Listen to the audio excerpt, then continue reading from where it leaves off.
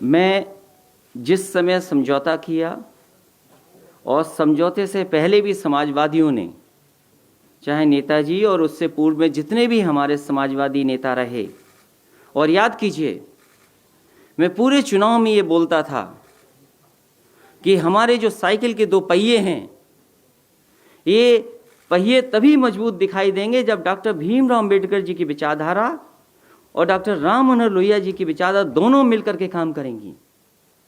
और मुझे कुछ भी छोड़ना पड़ा था, मैं उन बातों को दोबारा नहीं दोहराना चाहता हूं।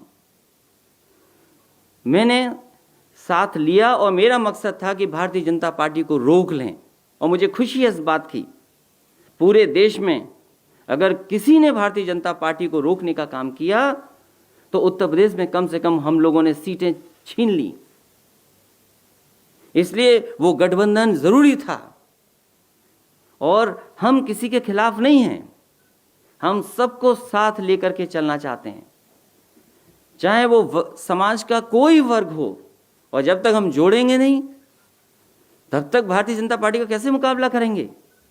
और जो लोग ये सोचते हैं कि भारतीय जनता पार्टी को हराने के लिए वही ताकतवर हैं,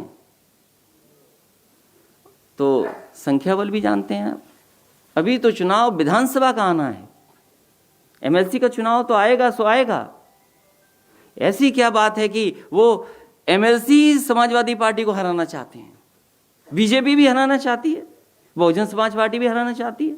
ये राजनीति मुझे समझ में नहीं आ रही। इसीलिए मैं ये बात दोबारा कह रहा हूं कि समाजवादी पार्टी हार जाए ये बीजेपी चाहती है, समाजवादी पार्टी हार जाए ये बीएसपी चाहती है।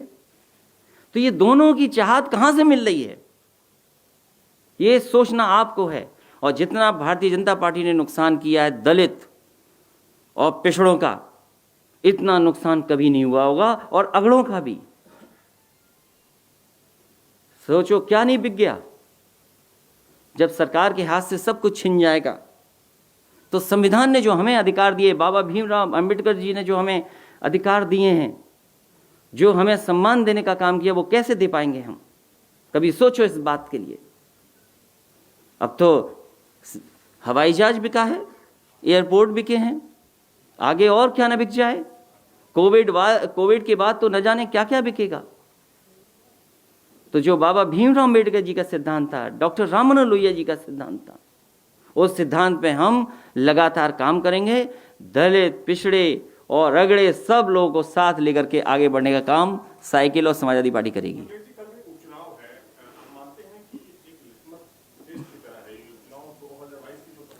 ये लिटमस टेस्ट है। इसीलिए आपने देखा होगा कि पूरी सरकार लगी है चुनाव हराने में।